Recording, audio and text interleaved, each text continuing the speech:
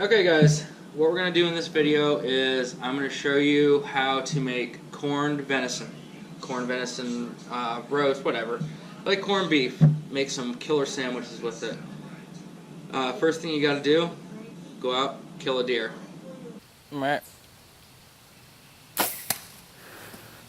Second thing you got to do is skin and quarter said deer.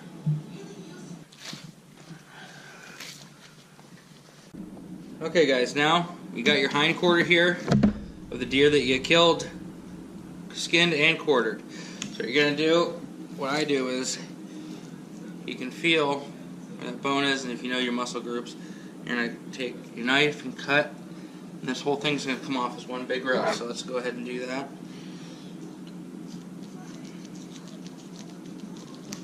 Down until you hit the bone, follow that bone until you hit the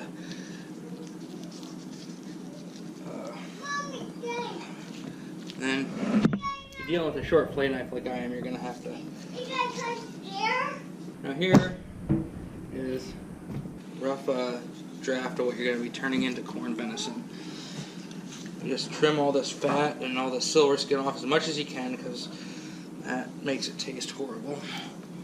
And this just came out of the fridge, so if you can, cool your meat down. This doesn't just go for the venison, or for the corned venison I'm doing, but for any meat that you're cutting, the cooler it is, the easier it is to trim up and get the silver skin off and the fat. You don't want to waste any meat, as little as you can. It's almost like you're filleting a fish. This side. I'm going to trim up this side, and I'm going to get back with you guys here in a minute. Once you have the roast trimmed up as best you can, I mean, it's not perfect, but this weighs 4 pounds and some odd ounces. So that's what you want, 4 to 5 pounds. Now what I'm going to do is split it right here for 2 reasons. One, so I can get this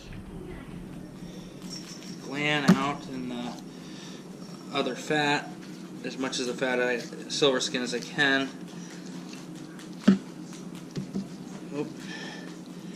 And then use as much as you can, obviously. Anything like this, it's going to come off anyway. That goes straight into the grind bucket for Hamburg. So you're going to split it like that, make a more manageable size. And there's still a couple pieces of fat stuff I need to trim off of this. There's one side. Now they don't have to be even, this one obviously isn't, but again, try to clean up all the stuff that you can. Okay. Now, there you go. So you got this side. The one reason was cleaning it as best as I could. Like I said, there's still going to be some on there, and that just comes with the territory, but get as much off as you possibly can to avoid that. Like this stuff, this silver skin can go, that piece of fat. Anyway, so there you go, that's about 4 pounds worth of meat.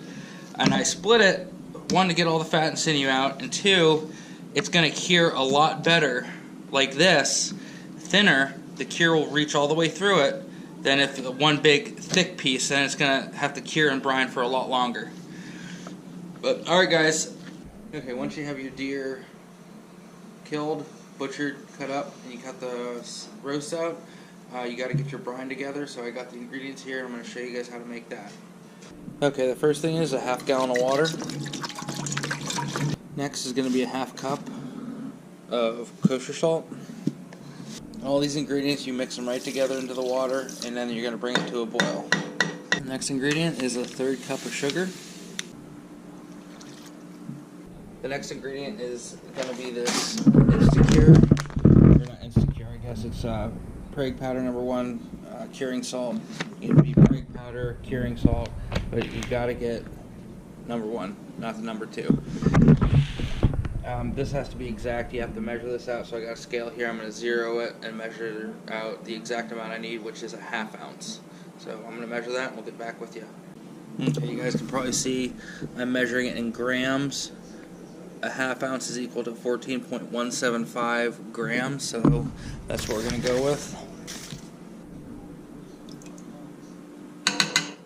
Next is you're going to want a tablespoon of black peppercorns, or you can use crushed black peppercorns as well. Okay, the next ingredient is coriander seeds. The recipe I'm following calls for toasted coriander seeds, and you could toast these pretty easily, but I'm just not going to do that.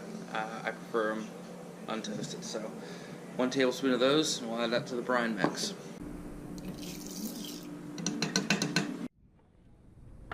Okay, your next ingredient is 6 bay leaves. I crushed them up a little bit there. Okay, your next ingredient is going to be mustard seed. 1 tablespoon of those. Okay, and then the next one here is a tablespoon of dried thyme. Okay, your next ingredient is caraway.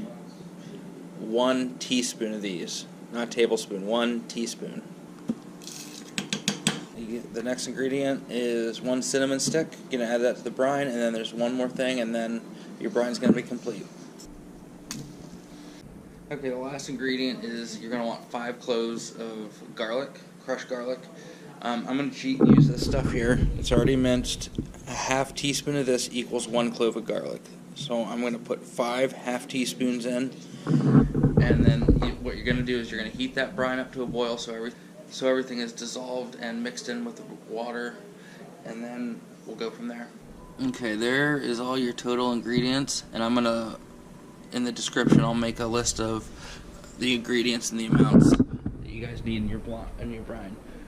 So you want to heat this to a boil, make sure everything's dissolved in, and then what you're going to do from there is let it cool to room temperature. It's really important you do that. Let it cool down to room temperature before adding the meat. So get this boiling, and then we'll catch you in the next step. Okay, once that's boiling, give it a quick stir to make sure everything is incorporated. And then turn the heat off. You gotta let this cool to room temperature before you add your meat. But that is your brine, your corning solution, whatever you guys want to call it. Alright, when this gets cooled down, we'll get back to you and we'll get the meat added and get it in the fridge.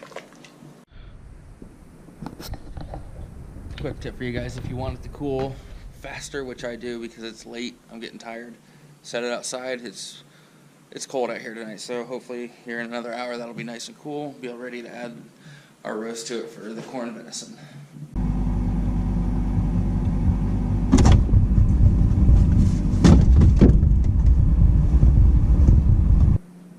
Okay guys, now once you have it all done brining, I think I had it in there 5 days. Yeah, 5 days I think. We got it out.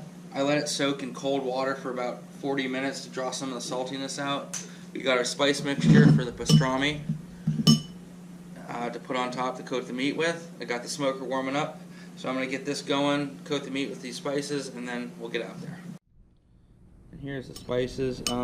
I'll put the exact stuff down in the description, but it's black pepper, paprika, onion powder, garlic powder, coriander. So I'll put that in the description for you guys. We're just going to get these coated up and get them in the smoker.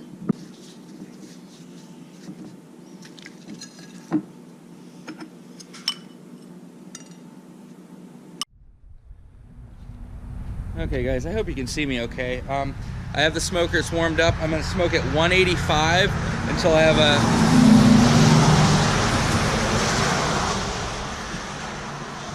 have an internal temperature of about 140 to 145, and then I'll let it rest. The smoker's warmed up. I'm going to add some water into the moisture pan here, and we'll get going. I don't know if you guys can see that. We've reached 144 for an internal temp, so that's good enough for me. I'm going to pull it out and let it rest.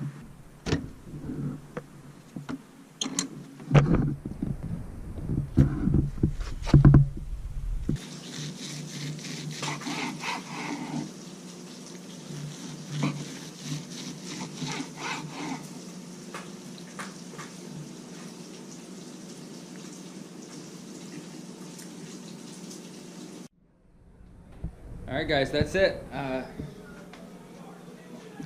that's it. Real simple to do, really good to eat. Make some killer sandwiches with it.